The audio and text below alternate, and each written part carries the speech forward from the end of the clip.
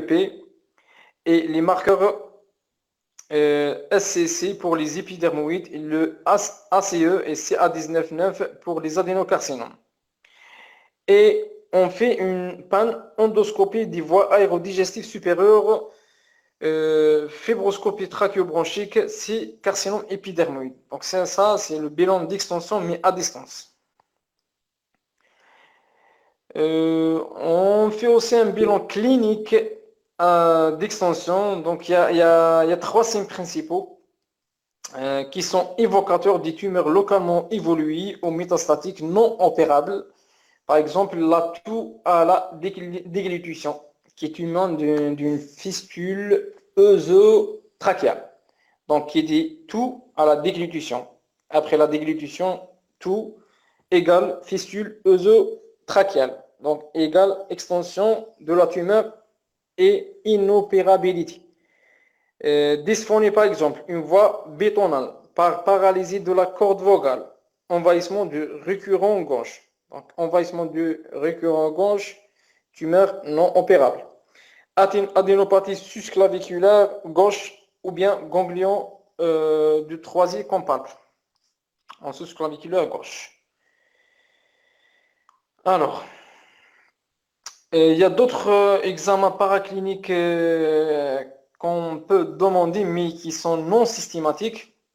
En deuxième intention, par exemple, c'est l'échographie cervicale, plus ou moins biopsie au cytoponction d'un ganglion de troisième, par exemple. Transit œsophagien, il permet de préciser la localisation et la hauteur de la tumeur et son extension sur l'estomac. Les marqueurs tumoraux, il faut bien noter ça, on ne fait jamais le diagnostic par les marqueurs tumoraux. Donc on les utilise pour le suivi, par exemple. Donc ils n'ont pas d'indication pour le diagnostic positif, mais sont utilisés pour le suivi du patient s'ils sont élevés initialement. Parfois, on fait une laparoscopie exploratrice à la recherche d'une carcinose péritonienne, par exemple, s'il n'y a pas des signes évidents sur le bilan radiologique. Il y a d'autres examens aussi non systématiques, c'est la scintigraphie osseuse et le scanner ou bien l'IRM cérébral. Donc, ces deux examens sont demandés, sont prescrits s'il y a des signes d'appel, des points d'appel, soit cérébrale, soit osseuse. La scintigraphie osseuse donc n'est pas utile si on fait un TEP scanner, donc on ne fait pas la scintigraphie parce que le TEP scanner permet de détecter les tumeurs osseuses aussi. Alors pour le Docteur, classification tienne. Oui, est-ce que l'écho-endoscopie est indiquée systématiquement ou bien uniquement en cas d'indication de traitement endoscopique? elle n'est pas indiquée systématiquement, mais elle rentre dans le bilan d'extension. Donc, si on suspecte une extension de la tumeur en profondeur ou bien en hauteur, on fait une échoendoscopie, mais elle n'est pas systématique. Donc, pour le diagnostic, c'est l'endoscopie, normal. Mais D'accord, merci. très importante pour le bilan d'extension. Donc, de préférence de faire l'échoendoscopie dans le bilan d'extension, mais elle n'est pas systématique. D'accord, merci. Ouais, ouais. Euh, alors, scintigraphie. Donc, pour la classification TNM. La classification TNM, c'est la 8e édition 2017. Donc, T pour tumeur primitive. TX, c'est un renseignement insuffisant pour classer la tumeur. Donc, il n'y a pas de renseignement. On met TX. T0, pas de signe de tumeur primitive. TIS, donc un carcinome in situ, ou bien une dysplasie de haut grade. T1, il y a deux sous-types, T1A et B. A, c'est une tumeur muqueuse envahissant la lamina propria ou la musculaire muqueuse. Le 1B, c'est une tumeur envahissant la semi-muqueuse. La T2, c'est une tumeur envahissant la musculeuse. T3, envahissant l'adventice. Et T4, il y a le A, c'est une tumeur qui envahit la plèvre, le péricard et le diaphragme. T4A. Le T4B, c'est une tumeur qui envahit les autres structures adjacentes telles que l'aorte, le corps vertébral et la trachée. Donc, s'il y a une toux, par exemple, à la déglutition qui témoigne d'une fistule œsotrachiale, c'est un stade T4B. Et pour l'adénopathie régionale, donc le N pour l'adénopathie régionale, NX, il n'y a pas de renseignement, ou bien des renseignements insuffisants. N0, pas d'atteinte ganglionnaire régionale. N1, il y a des métastases dans 1 à 2 ganglions. N2, c'est 3 à 6 ganglions. N3, 7, supérieur à 7 ganglions. Pour les métastases, soit M0, il n'y a pas de métastase. M1, présence de métastases à distance. Alors, après la classification de TNM, donc on fait un petit résumé pour le bilan d'extension d'un cancer de l'œsophage. Donc, c'est s'il y a des signes cliniques évocateurs ou bien une suspicion d'un cancer de l'œsophage, le diagnostic positif se fait par des biopsies ou bien sur fibroscopie œsogastro-duodénale. Puis, pour un bilan d'extension, il faut faire un scanner thoraco-abdominopelvien. Donc, pour rechercher l'extension métastatique évidente sur le scanner, par exemple, et rechercher aussi l'extension leucorégionale majeure sur le médiastin, par exemple, ou bien on fait après le scanner, on fait une fibroscopie pulmonaire et des voies aérodigestives supérieures si le cancer se localise sur les 2 tiers supérieurs. Puis, s'il y a un doute, on fait une écho-endoscopie et on discute le traitement chirurgical ou non. Donc, avant d'entamer le traitement ou la prise en charge, il faut faire un bilan d'opérabilité ou bien le bilan de l'état général. Le bilan de l'état général est préopératoire. Donc, tout d'abord, est clinique. L'évaluation du statut OMS et l'examen général. Le statut OMS, c'est les 4 stades, bien le 5. OMS 0, OMS 1, 2, 3 et 4. Et examen général, on fait un bilan cardiovasculaire. Donc, consultation cardiologique, ECG, écho-cœur, échographie transthoracique, un bilan respiratoire. Donc, c'est très important le bilan respiratoire comme bilan très thérapeutique dans le cancer œsophagien. Donc, par exemple, pour les autres cancers digestifs, on ne fait pas un bilan exploration fonctionnelle respiratoire. Donc, sauf pour le cancer œsophagien. Parce qu'on va aborder le thorax, c'est pour ça qu'on fait l'exploration respiratoire. Un EFR, une gazométrie artérielle, puis on fait une fonction hépatique, bilan biologique, azat, alat, TP, bilirubine, gamma, GT, et une fonction rénale. Puis, ce qui est très important pour le cancer de l'œsophage aussi, c'est le bilan nutritionnel. Donc, essentiel dans la prise en charge initiale et essentiel aussi dans le suivi. Le bilan nutritionnel, généralement, il est clinique et biologique. Clinique par le poids, l'indice de masse corporelle et le pourcentage d'amaigrissement par rapport au poids de forme. Donc, c'est une perte de poids de moins de 10% est un facteur de mauvais pronostic. La biologie, par exemple, la protidémie, l'albuminémie et la préalbuminémie. Alors, et sans oublier la consultation d'aide au sévrage tabagique et alcoolique. Donc, c'est très important pour la prise en charge des cancers œsophagiens de faire un sévrage ou bien une consultation d'aide au sévrage tabagique et alcoolique. Il y a une petite particularité pour les cancers œsophagiens, c'est le cancer de la jonction œsogastrique, ou bien le cancer du cardia. Donc, c'est entre l'estomac et l'œsophage. Donc, la distance entre l'épicentre de la tumeur et le cardia anatomique. Le cardia anatomique, c'est la ligne Z, c'est-à-dire la ligne qui sépare l'œsophage et l'estomac. Le cardia anatomique détermine le type du cancer selon la classification de Stewart. Il y a 3 types. Et le type 1, donc c'est une tumeur dont l'épicentre est situé entre 5 et 1 cm au-dessus du cardia anatomique. Donc 5 à 1 cm au-dessus, c'est une tumeur de type 1. Le type 2, c'est une tumeur dont l'épicentre se situe entre 1 cm au-dessus et 2 cm au-dessous. Et le type 3, c'est une tumeur dont l'épicentre est situé de 2 à 5 cm en dessous du cardia anatomique. Donc cette entité est très importante pour la prise en charge. Donc les cancers de la jonction œsogastrique de type 1, par exemple, qui se situent entre 5 et 1 cm au-dessus, sont apparentés au cancer de l'œsophage. Donc sont traités comme un cancer de l'œsophage et partagent les modalités de diagnostic et de traitement identiques. Mais le type 3 appartient à la prise en charge des cancers de l'estomac.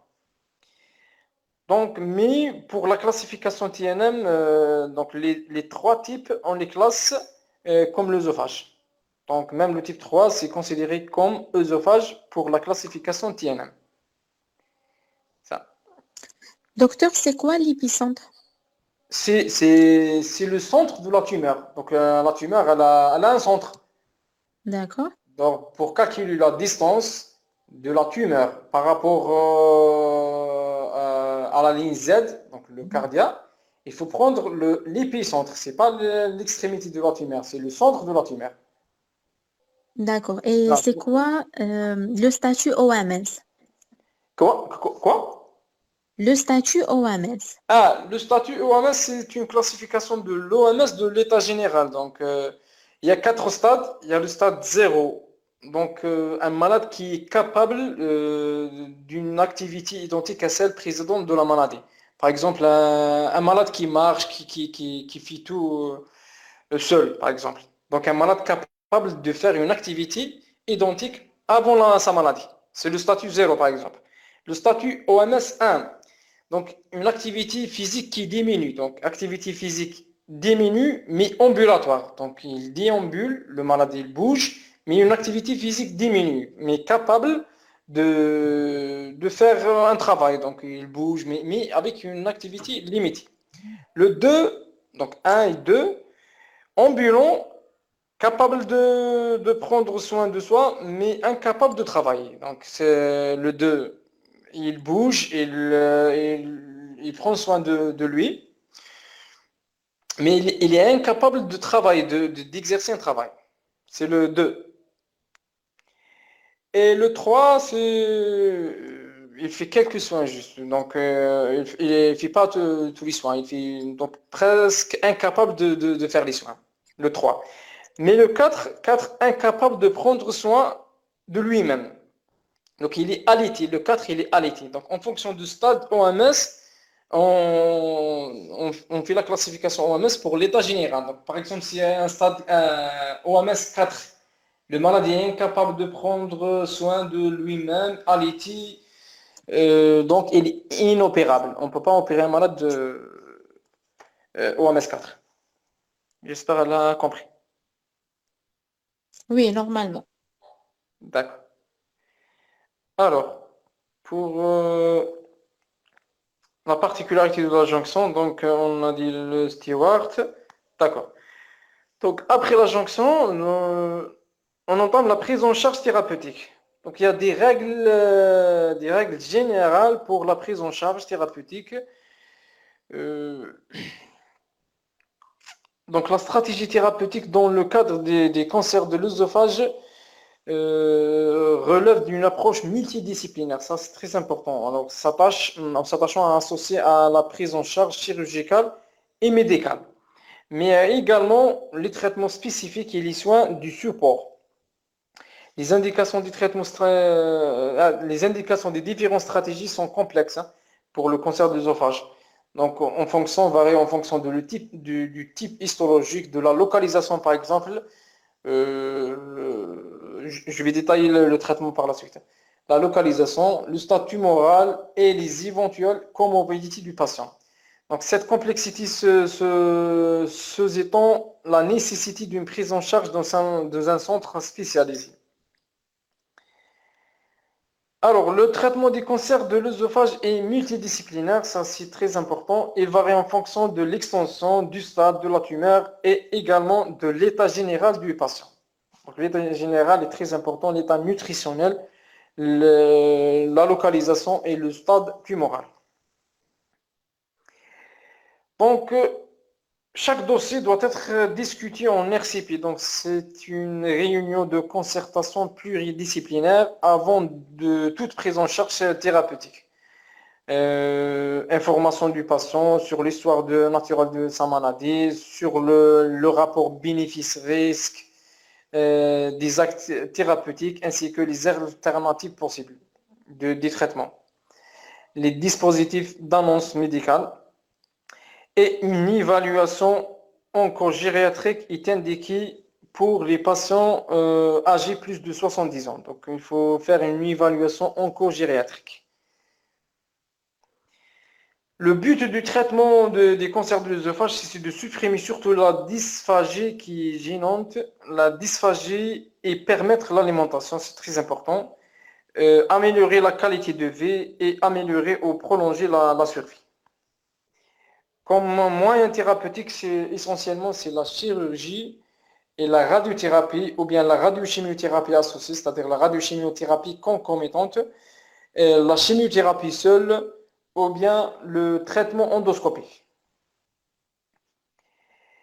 Pour la chirurgie, il y a des principes de la chirurgie. Donc, la chirurgie du cancer de l'œsophage, c'est une chirurgie complexe associée à une morbidité très élevée, ou bien élevée, relativement élevée, 30 à 50% de morbidité liées aux complications. Il y a des complications fréquentes en post-opératoire en chirurgie œsophagienne, par exemple les fistules anastomatiques, le lâchage anastomotique, les péritonites post-opératoires, etc. Ça, c'est la morbidité. Et la mortalité est significative aussi. Donc entre 5 à 10% dans les centres experts.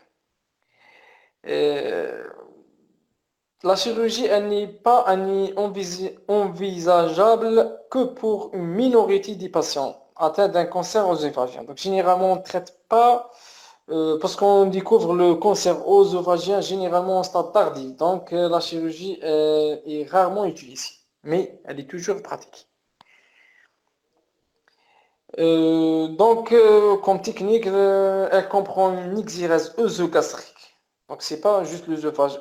L'œsophage, la totalité de l'œsophage et une partie de l'estomac. Donc, œsogastrique plus ou moins étendue, associée à une médiasténectomie postérieure.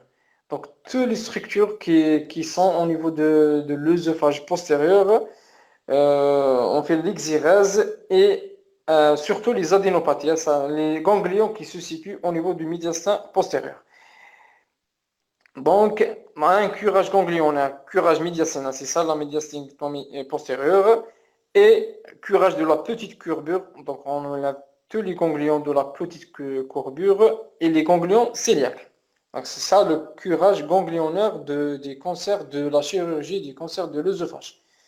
Suivi après l'exirèse de tout ça, on fait une reconstruction digestive. L'estomac, généralement utilisé. Donc, soit on utilise l'estomac ou bien le côlon remplacé. Généralement, l'estomac est l'organe de remplacement le plus souvent et est utilisé par tubulisation gastrique. Donc, on monte l'estomac et on fait la transformation entre l'œsophage qui reste, l'œsophage cervical, et l'estomac qui reste. Donc, cette chirurgie nécessite souvent plusieurs voies d'abord, surtout abdominale, cervicale et thoracique. Il y a une technique chirurgicale, il y a une intervention qui s'appelle l'intervention de l'huit-santé. C'est l'intervention de révérence. Elle comporte une œsophagectomie, c'est-à-dire l'exirèse de la totalité de l'œsophage, avec gastrectomie polaire supérieure, donc le pôle supérieur de l'estomac et l'œsophage, par double voie chirurgicale. La voie abdominale pour l'estomac et thoracique pour l'œsophage thoracique. Et la reconstruction se fait par une gastroplastie, c'est-à-dire la tubulisation de l'estomac. On monte l'estomac vers l'œsophage et on fait l'anastomose. par voie thoracique, en intrathoracique haute, c'est ça. Donc, elle est applicable pour les tumeurs du tiers moyen et inférieur.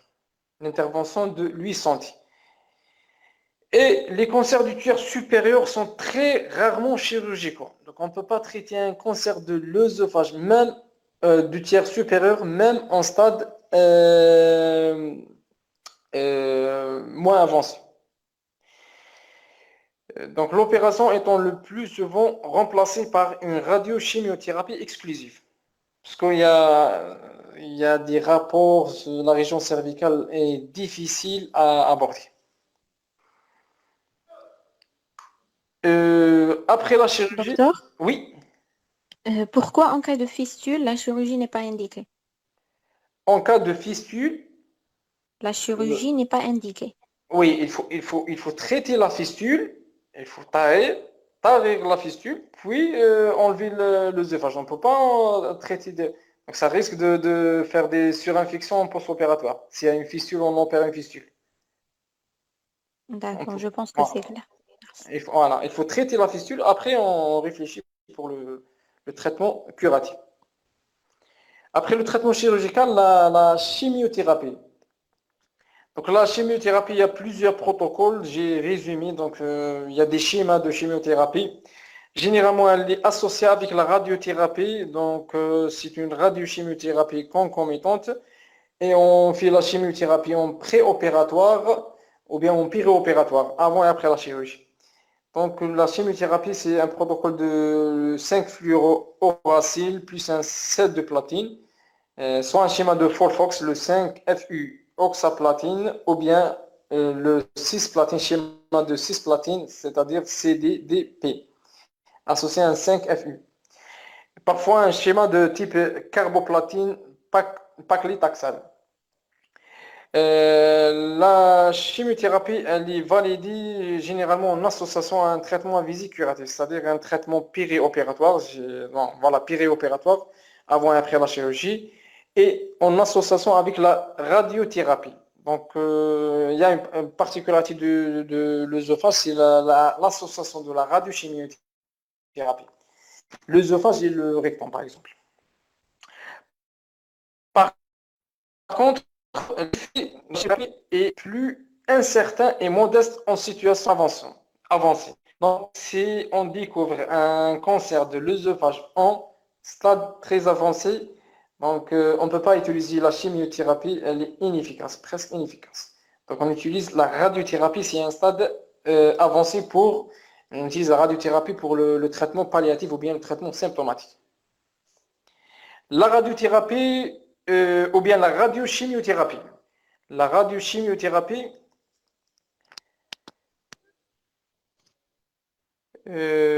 en situation, en association, donc en situation curative, en association à la chirurgie, ce qu'on appelle néoadjuvant, ou bien en remplacement de la chirurgie. Donc, on fait une radiochimiothérapie exclusive, c'est-à-dire sans chirurgie. C'est le patient on est inopérable, par exemple. La radiothérapie est utilisée également en situation palliative à visée symptomatique, 5 semaines à raison de 5 séances par semaine, une séance par jour. Donc 5 semaines de radiothérapie, 5 séances par semaine et une séance par jour. Le plus souvent, elle est associée à une chimiothérapie de type carboplatine et paclitaxel. Donc, on utilise ce protocole, le schéma de carboplatine paclitaxel, si elle est associée avec la radiothérapie, généralement en préopératoire. Ou bien un schéma de Folfox, c'est la radiochimiothérapie exclusive. Donc, c'est des protocoles thérapeutiques. Alors, les indications du traitement ou bien les indications de prise en charge du cancer de l'œsophage.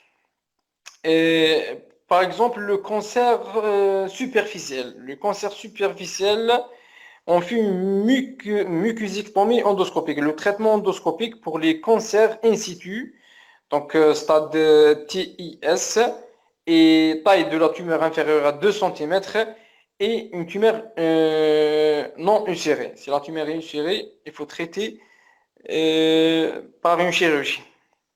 Ou bien, pour le cancer superficiel, on peut traiter par la chirurgie associée à une radiochimiothérapie, surtout s'il y a une atteinte sous-muqueuse. Et pour le cancer invasif opérable, donc le cancer non superficiel, c'est-à-dire le cancer invasif opérable, donc la chirurgie est indiquée si pas d'atteinte ganglionnaire et musculeuse. Donc, associé plus ou moins à une chimiothérapie, sinon à une radiochimiothérapie. Soit une chimiothérapie, soit une radiochimiothérapie. Donc, toujours la décision par la RCP, la réunion de concertation pluridisciplinaire. Pour les indications toujours, en fonction de la localisation, pour l'œsophage cervical, donc on a dit toujours, si l'abord chirurgical est très difficile, généralement on fait une radiochimiothérapie exclusive, c'est-à-dire sans chirurgie, pour l'œsophage cervical, le tiers supérieur.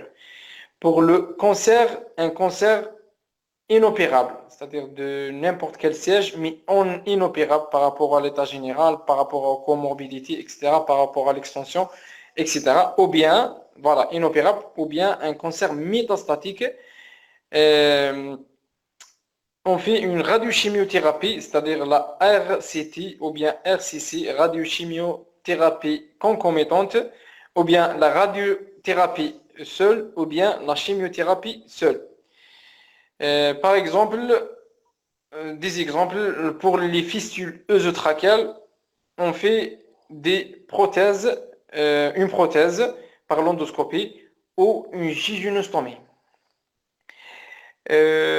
Pour la dysphagie, par exemple, un traitement symptomatique, si la dysphagie est très importante, on fait une radiochimiothérapie. Si la dysphagie est moins importante, on fait une chimiothérapie seule. Alors, après le traitement, donc la surveillance du traitement, il y a 3 objectifs pour la surveillance du traitement.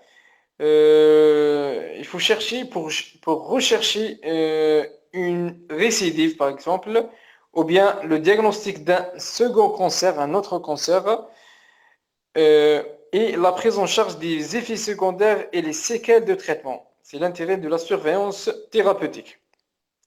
Donc, elle va s'appuyer essentiellement sur la surveillance clinique surtout, mais une surveillance endoscopique et par scanner thoraco-abdominopelvien peut être proposée. Donc, comme conclusion, le cancer de l'œsophage est relativement fréquent. Son diagnostic est tardif, ce qui limite les chances de survie. Donc, il ne faut pas confondre les 2 formes cliniques qui ont une histologie et un bilan initial et une prise en charge différents. Et la prise en charge nutritionnelle est indispensable avant le début du traitement. Et la chirurgie du cancer de l'œsophage, c'est une chirurgie lourde, nécessite une préparation et des indications bien codifiées. Le traitement non chirurgical dans les formes précoces est réalisable, par exemple le traitement endoscopique. Et merci pour votre attention. Merci à vous, docteur. Il y a une question. Je vous en prie. Oui. Est-ce qu'une gastrectomie est-elle toujours associée au traitement chirurgical de l'œsophage? C'est en fonction de la localisation, mais toujours on associe une petite partie de l'estomac. Par exemple, si la tumeur se localise au niveau de tiers moyen, on fait l'intervention de l'huile santé, c'est l'œsophago-gastrectomie polaire supérieure, c'est-à-dire on fait l'exérèse de l'œsophage en totalité et une petite partie, c'est pas la totalité de l'estomac. Mais si la tumeur se situe au niveau du cardia et plus précisément au niveau le siège au niveau de stade 3A, la classification type 3 du Stewart, c'est-à-dire 5 cm au-dessous de la ligne de Z. Ici, on fait une petite partie de l'œsophage et gastrectomie totale. Parce qu'on traite le type 3 de Stewart comme l'estomac. Je ne sais pas, est-ce qu'elle l'a compris ou non? Mais généralement, on fait œsogastrectomie. C'est ça le traitement chirurgical. Mais ce n'est pas une gastrectomie totale. Œsogastrectomie, c'est gastrectomie partielle, une petite partie de l'estomac. C'est le pôle supérieur de l'estomac. C'est ça l'intervention de l'huile santé, c'est la plus pratiquée dans le cancer de l'œsophage. Surtout le tiers moyen et le tiers inférieur. Mais si une tumeur de type 3, on fait une gastrectomie avec une petite partie de l'œsophage. Œsogastrectomie totale. C'est ça. D'accord, normalement c'est clair. Merci docteur. Est-ce qu'on entame les QCM? Oui, on entend les QCM, oui. D'accord. Alors,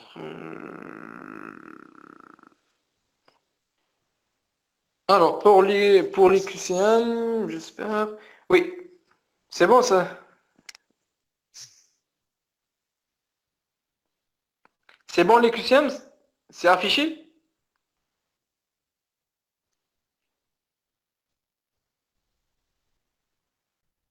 T'es affiché بساعة ولات راحت.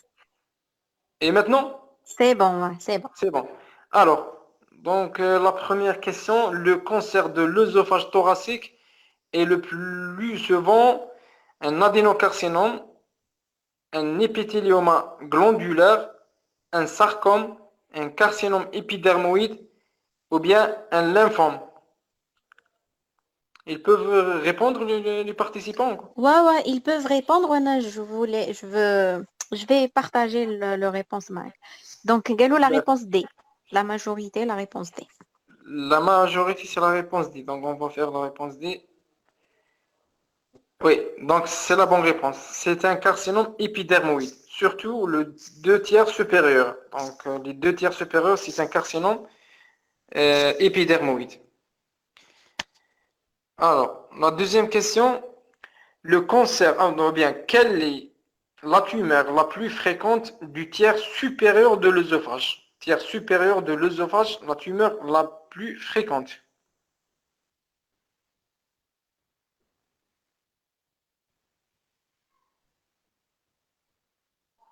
C'est bon? Donc, C, Ils ont mis D? C. C. D'accord, la majorité c'est D. Oui, c'est la bonne réponse. Donc c'est la même question, hein. Devant une dysphagie progressive pour les solides puis les liquides chez un patient alcoolique et fumeur, donc alcoolique et fumeur, quel diagnostic évoqué en priorité? Cancer du cardia, cancer du sinus piriforme, cancer de l'estomac, cancer de l'œsophage et varices œsophagien. Réponse D. Donc oui, c'est la bonne réponse. Réponse D. Donc intoxication alcoolo-tabagique et dysphagie progressive. Presque c'est un cancer de l'œsophage jusqu'à preuve de contraire. Alors, le ou bien les facteurs de risque de cancer de l'œsophage comportent endobrachéosophage, brûlure caustique ancienne de l'œsophage, méga-œsophage, varices œsophagiennes, consommation régulière de d'alcool et de tabac.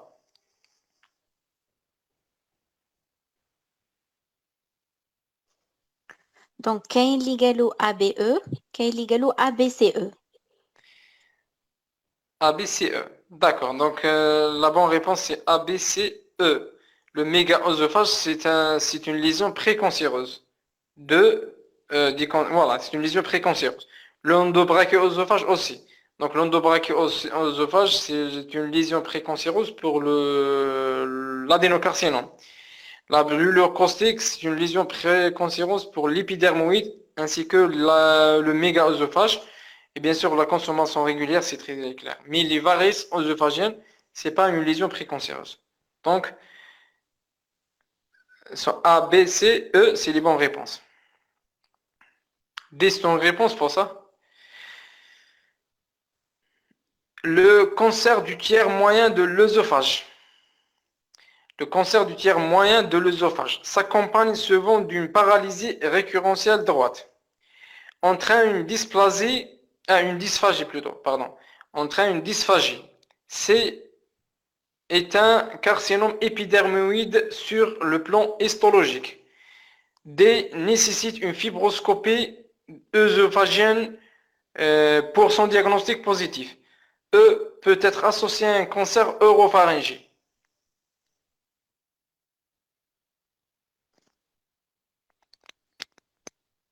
Donc B, C, D, E. Comment? B, C, D, E. B, C, D, E. Oui, c'est la bonne réponse. Donc, il y a un petit piège là.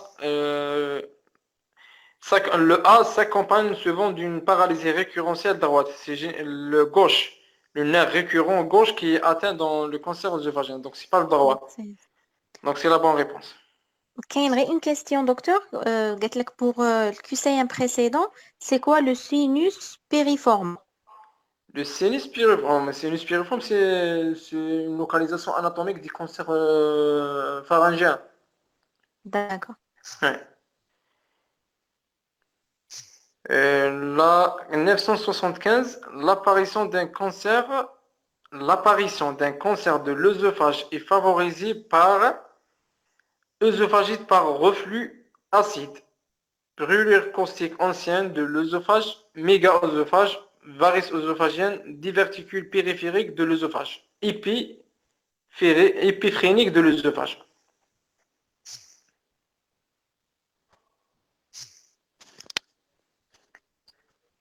Bon, on a deux réponses. Quel est ABC, quel est BCE? BCE. Ou quel est ABC? C'est systématique. Donc, œsophagite par reflux, il faut faire. Voilà, c'est systématique. Brûlure caustique aussi. Mégaœsophage, il prend le E. Donc, le E, le diverticule épiphrénique, c'est pas une lésion précancéreuse. Le diverticule, il est varice. قبيلة دكتور قلت لنا باللي واحد الديفيرتيكول سي ان Ouais, فاكتور دو mais ouais, ريسك. non, c'est pas le diverticule du Zinker. Le diverticule du اه Zinker, ديفيرتيكول دو زانكا. et j'ai n'importe quelle localisation. Mais ça, c'est le diverticule épiphrénique. C'est au niveau de diaphragme. D'accord. Oui, l'autre, c'est le diverticule du Zinker. Donc, c'est dans l'œsophage. Le 976, le cancer du tiers moyen de l'œsophage. C'est la même question, non. Peut s'accompagner d'une paralysie récurrentielle droite, entraîne dysphagie, à l'histologiste un carcinome épidermoïde, nécessite une fibroscopie œsophagienne pour son diagnostic, et peut faire suite à un cancer de oropharyngée. Donc, c'est la même question.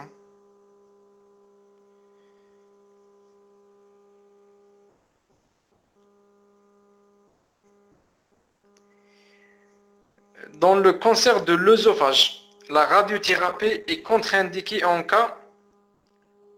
Dans le cancer de l'œsophage, la radiothérapie est contre-indiquée en cas. Voilà. La réponse? D. Comment? D. Oui, c'est la bonne réponse. Parce qu'elle va aggraver la fistule. Un endobrachiosophage est un œsophage dont le cardia anatomique et le cardia muqueux ne coïncident pas. La longueur est globalement raccourcie. La partie terminale de la muqueuse subit des remaniements inflammatoires superficiels. Et D, la muqueuse normale dans ces derniers centimètres est remplacée par une muqueuse gastrique. E, le calibre est diminué.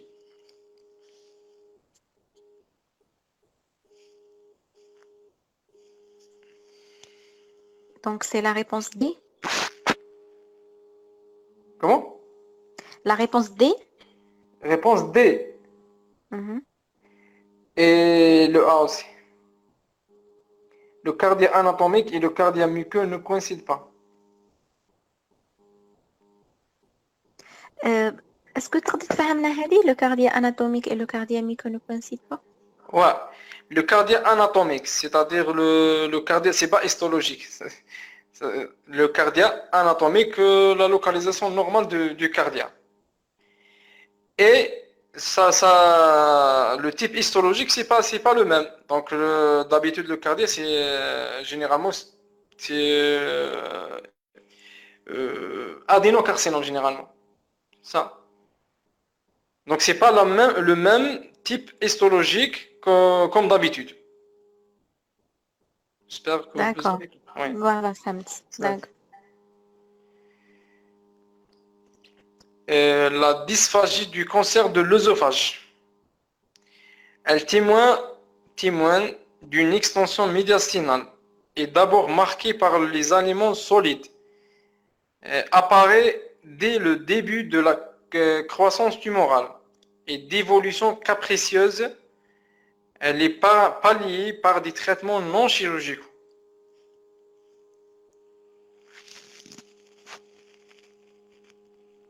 Donc, BE, Oui, c'est la bonne réponse. كاين une étudiante elle n'a pas compris le cardia anatomique et le cardia muqueux. D'accord, je répète.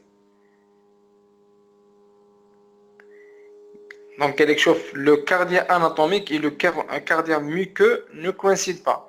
Donc, il y a le cardia muqueux, le cardia histologique. L'histologie habituelle de l'estomac, elle est modifiée. C'est pas méchia. هذا هو l'endobrachiosophage. Donc, c'est la modification de l'histologie habituelle du cardiaque. D'habitude, normalement, c'est un épithélium malpigien, ou malpigien, le cardiaque. Et dans l'endobrachiosophage, c'est une métaplasie. Donc, il va changer. Donc, le cardiaque anatomique, ça a mais le type histologique, il ne coïncide pas. Le type histologique, le cardiaque muqueux. Je ne sais pas ce que vous faites maintenant. Normalement, فهمت. C'est clair. Ouais. Alors, donc, faut que tu aies dit. قالت لك l'endobrachiosophage touche aussi le cardia. Oui, oui. Parce que le cardia, c'est. Le cardia fait. Comme on a dit la classification de Stewart. Il y a une ligne Z, il y a au-dessus et au-dessous. Donc, il y a des gars, le cardia. Donc, le cardia, presque entre l'estomac et l'œsophage. C'est la jonction. Oui, la réponse est oui. Une autre question, c'est quoi une évolution capricieuse? Qu'est-ce que ça veut dire? هنا في هذه la question,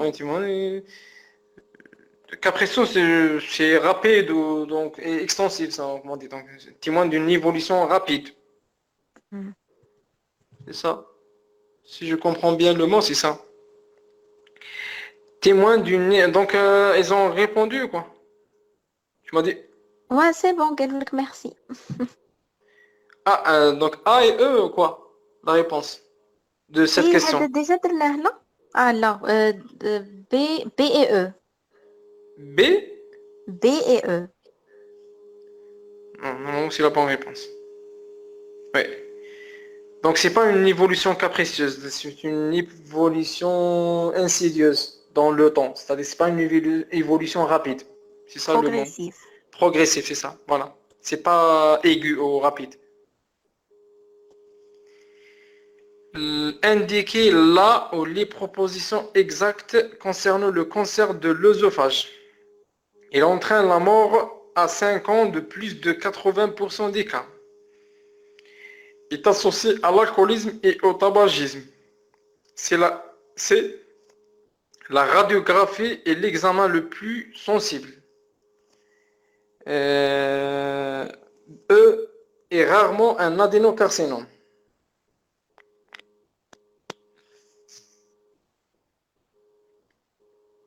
Donc A B D E. A, B, D, E. Mhm. Je ne sais pas pourquoi le téléphone il dirait bien.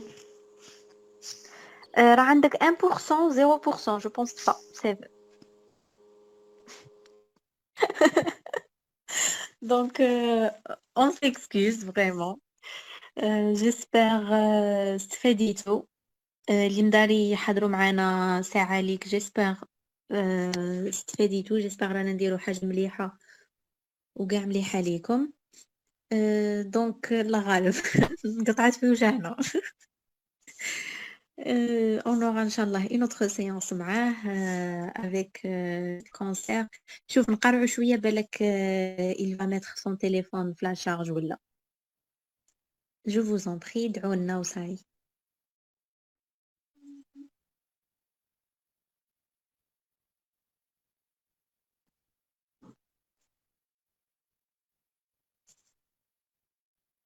آمين يا ربي آمين. دونك إن شاء الله معاه كاين نكملوا كاع la chirurgie digestive, نكملوا les cancers. Et si vous avez d'autres idées ماذا بينا vous partagez vos idées معانا. اللي يعرف كاش médecin ولا يعرف كاش résident qui peut nous aider تاني ماذا بينا. Et c'est ça.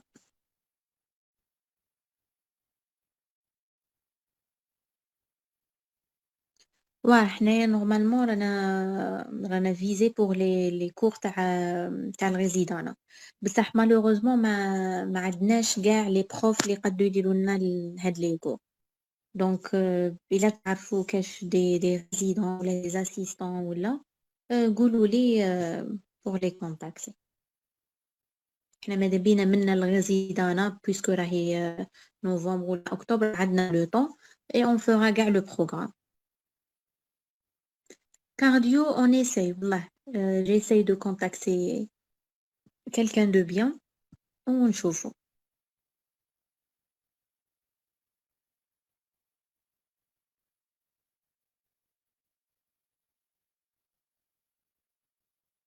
Je vous en prie.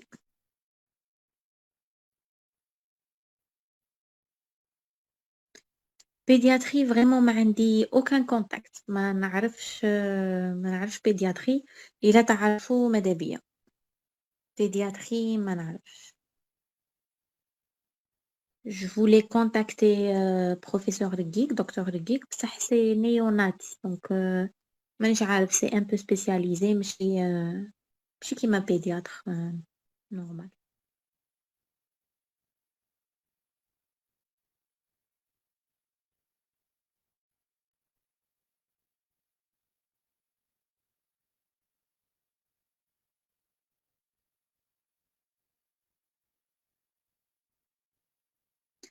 Gastro médical تاني gastro ما عندي aucun contact ما نعرفش اللي كانوا gastro إلا يعرفوا assistant ولا ماذا بيا بصح gastro aucun contact je sais.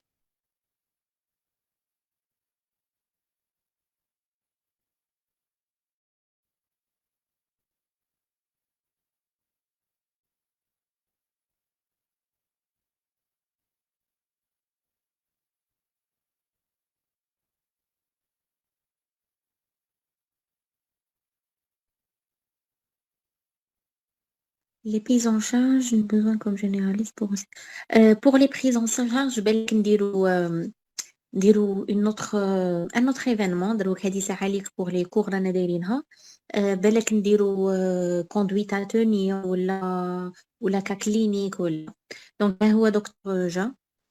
الو وي انا نقارعولك. الو وي رانا نقارعولك. vous الو. êtes toujours là la radio تاعكم. اوكي داكور دوك نكملوا لي كيسيون باسكو لا باتري دا انا اللي بغى يقرا يقارع. فوالا اصبر. يصبر.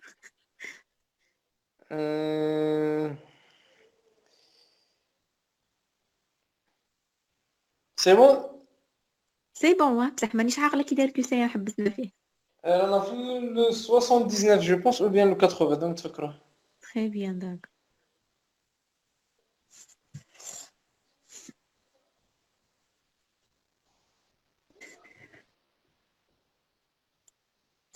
قال لك 980 حبسنا فيه. وينه؟ 180. 80. Hmm. 80, d'accord. Donc, 80, indiquer là où les propositions exactes concernant le cancer de l'œsophage entraînent la mort à 5 ans de plus de 80% des malades, est associé à l'alcoolisme et au tabagisme. La radiographie est l'examen le plus sensible. La radiothérapie est un des traitements et rarement un adénocarcinome. Donc, vous avez dit ABDE قالك. A, B, D, E. C'est la bonne réponse, oui, c'est clair. Selon les Donc راهو cas, فاهمين غاية. enfin, je pense, ou là les questions c'est بزاف. Selon les cas, le cancer de l'œsophage peut être traité par dilatation endoscopique. Je sais pas quoi ça.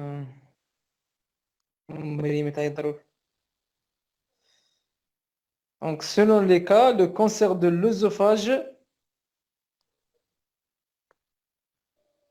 peut être traité par dilatation endoscopique, exirage chirurgical, radiothérapie externe, pose d'une prothèse endoluminale, exirage curatif par endoscopie. دونك Alors, راهم عاد يخمو. allô? بي سي كاين بي سي او كاين ا بي سي دي او كاين ا A, بي B, سي C, دي. D, E. Toutes les réponses. Oui, on va essayer ça. A, B, C, E. Je pense que c'est la première réponse fausse. Donc, كاين بي سي او. oui, E, même E, c'est une bonne réponse. Hein. E. Parce qu'on peut faire l'exirase curatif par une endoscopie. Peut-être la question elle est un petit peu ancienne. Hein. On peut faire une exirase curative par voie endoscopique. Hein. Vous m'entendez? Oui, oui. Donc la bonne réponse c'est quoi? La bonne réponse, c'est A, B, C et E. A, B, E, c'est ça. Non, A, B, C, D, E. Donc gars les réponses. Gars les réponses, oui. هما المغالطين هنا. Ah, très bien. Donc كيما قالت سارة. Très bien. Bravo Sarah. Oui. On peut faire une exirase curative par voie endoscopique.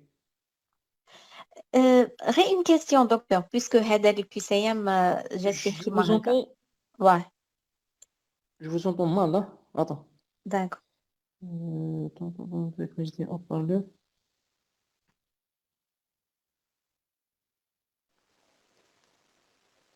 Oui, ben, je vais essayer de... Oui? راك تسمح فيا دروك؟ Ouais, donc très bien, oui. Donc par exemple هاد الكسيام كاين حنا on a répondu A B C D E بصح هما نقصوا une réponse. وبزاف لي كسيام اللي كيما هكا لو كوريجي il est faux. اسكو في Mhm. الريزيدانا نجاوبوا كيما راهم مجاوبين ولا كيما حنايا شرانا قاريين ولا كيفاش؟ À mon avis, je sais pas. Il y a normalement شاركهم قاريين, c'est-à-dire c'est logique زعما باش parce que واه c'est ouais. Mais هما يديروا un corrigé type على هاد les questions. Donc à mon avis, vous répondez كيما هكا. Donc sans la E. داكور دونك Je sais هما pas. ils ne corrigent pas les fautes اللي راهم كاينين لي Voilà, كوسيام. oui, oui, normalement oui. Donc essayez de chercher ça, mais je pense oui. Hein. Donc يخلوا داكور هاد les ميرسي. fautes, oui.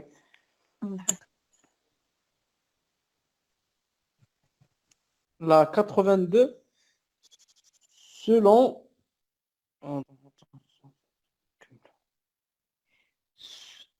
82. Un cancer du tiers moyen de l'œsophage peut envahir au comprimé par envahissement local le nerf récurrent droit, la crosse aortique, le péricarde, la branche gauche et la veine azygose.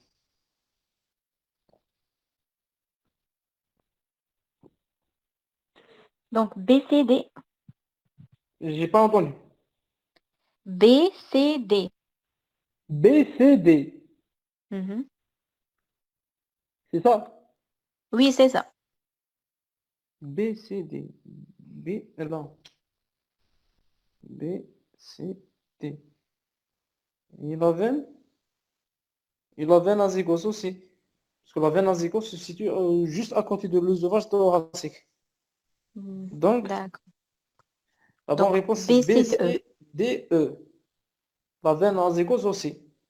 Tout à l'heure, dans l'anatomie, on a dit sus-aortique, rétro-aortique.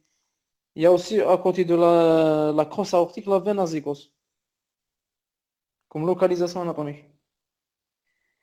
La 83, parmi les facteurs suivants, certains sont des facteurs favorisant du cancer épidermoïde de l'œsophage, l'endobrachéosophage, l'intoxication alcoolo-tabagique, la consommation alimentaire de nitrites et une achalasie ou un diverticule de Zenker.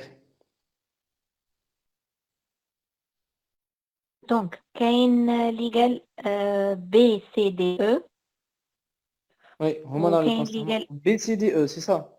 B, C, D, E.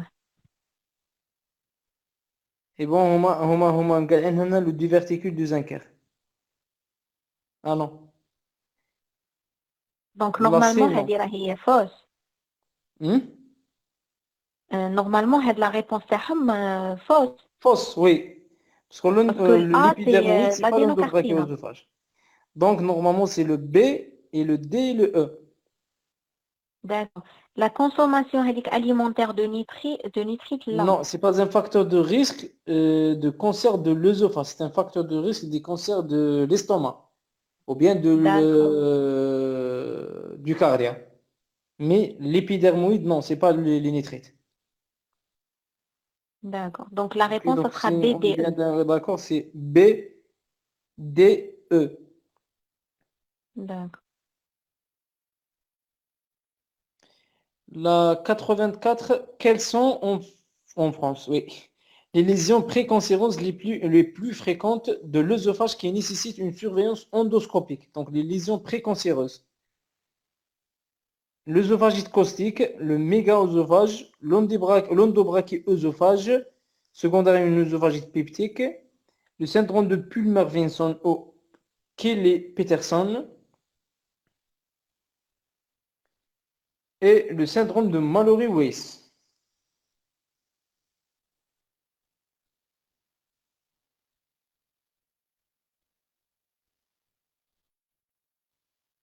Donc, on a A, B, C, E. B, A, B, C, E. ah non, أنا غلطت. Donc, c'est C'est là. le A, le B, le C ou le D. Le A, l'œsophagite caustique. Donc, il nous a dit le cancer de l'œsophage. C'est pas l'épidermoïde ou bien l'adénocarcinome. Donc, normalement, c'est le A, œsophagite caustique, le mégaœsophage, l'endobrachyœsophage secondaire et le syndrome de Pulmer-Vinson ou Kelly-Peterson. C'est le syndrome de la dysplasie sidéropénique. Il y a une carence en fer, ça donne ça. Donc ça, c'est A, B, C, D. Le syndrome de Mallory-Weiss, c'est pas une lésion précancéreuse. C'est une lésion œsophagienne suite à un effort de vomissement, quoi. Donc c'est pas une lésion précancéreuse. D'accord. La dernière question, je pense, le cancer de l'œsophage. Bien, il reste entraîne la mort de plus de 90% des malades. Je pense que la question est la même question. La chirurgie est contre-indiquée dans le cancer de l'œsophage. La radiographie barytique est l'examen le plus sensible. La radiothérapie est un des traitements et le cancer de l'œsophage est rarement un adénocarcinome. D, E. Comment? D, E. D, E. Et le A. Plus de Le A aussi. 90% Oui, oui, il entraîne la atteint les mort? 90, oui. D'accord.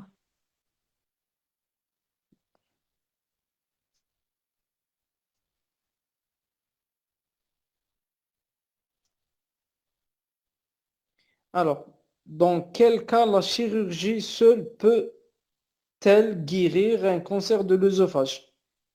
Tumeur envahissant les bronches, tumeur avec fistule œsotrachiale, tumeur envahissant la cireuse de l'œsophage, tumeur localisée à la muqueuse et tumeur envahissant euh,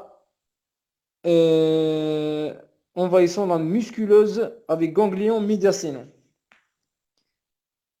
Donc Donc la c'est question est claire, DE, non, c'est quel cas? D, Hmm. D. Oui, D, donc vous avez bien compris normalement. Donc c'est la bonne réponse.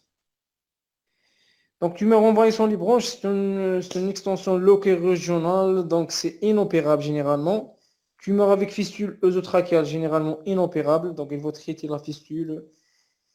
Et tumeur envahissant la cireuse de l'œsophage, il faut faire un traitement néoadjuvant, la radiothérapie. Donc la question, il nous a dit la chirurgie seule. Mais dans la réponse C, il faut faire la chirurgie et la radiothérapie. Mais une tumeur localisée à la muqueuse, on peut utiliser la chirurgie seule, l'œsophagectomie, l'œsophagogastrectomie. Pour la tumeur envahissant la musculeuse avec ganglion médiastinum, c'est une extension loco-régionale aussi, il faut faire la radiochimiothérapie aussi. Donc, c'est la réponse D. Non, c'est bon, hein. C'est pas... Non, c'est bon. C'est la dernière question. D'accord, merci docteur. Vraiment, c'était trop Merci à vous. bénéfique. Merci. Oui, Merci on pour s'excuse l'effort. pour قاعدة les نقولوا لك problèmes techniques. merci. قال كاين une question. قلت لك Oui. s'il vous ما plaît, رانيش c'est quoi نسمع le غاية. traitement? راك تسمع فيا؟ ما رانيش نسمعها du tout. Allô? دروك شوية معليش فاسي. Donc كاينة une question. قلت لك c'est quoi le traitement du syndrome de Plumard-Vinson? Le traitement, Le traitement du syndrome Plumard-Vinson. c'est le traitement de... C'est un syndrome, donc c'est une maladie de prise en charge multidisciplinaire. Mais c'est un état précancéreux dans notre cours. Donc, il favorise l'apparition d'un cancer de l'œsophage. Donc, le traitement, c'est le même. C'est un cancer de l'œsophage. Mais s'il n'y a pas un cancer de l'œsophage, ça nécessite une prise en charge multidisciplinaire, donc des investigations en fonction des dégâts, quoi. Très bien. Donc, concernant avec l'alimentation par les nitrosamines, ماشي un facteur de risque تاع le cancer de l'œsophage, c'est ça. Oui, ouais, mais je تسمع فيك غاية mais oui, L'alimentation par les nitrosamines, elle n'est pas un facteur de risque تاع cancer de l'œsophage. l'alimentation, Nitrosamines, ما سمعتك quelle alimentation? Les nitrites, c'est ça? ouais. Oui, c'est pas un facteur de risque de cancer de l'œsophage. Épidermoïde. Très bien. Donc, merci docteur. Merci Merci à pour vous. l'initiative. Et vraiment, c'était trop clair. Je pense J'espère que que vous c'est avez une bien compris. Je sais expérience. pas, hein, parce que peut-être j'étais un petit peu rapide, mais pour ne pas dépasser les 1 heure, mais on a dépassé les 1 heure, hein. Mais on a dépassé une heure. Donc, merci beaucoup. قاعدة نقول لك merci. وربي يجازيك Merci إن à شاء vous. الله. On aura un autre cours معك إن شاء الله Inch'Allah, concernant le Inch'Allah. soin. Et bon إن شاء courage, الله. Inch'Allah. Merci beaucoup. Bonne nuit. Merci à vous. Bon courage.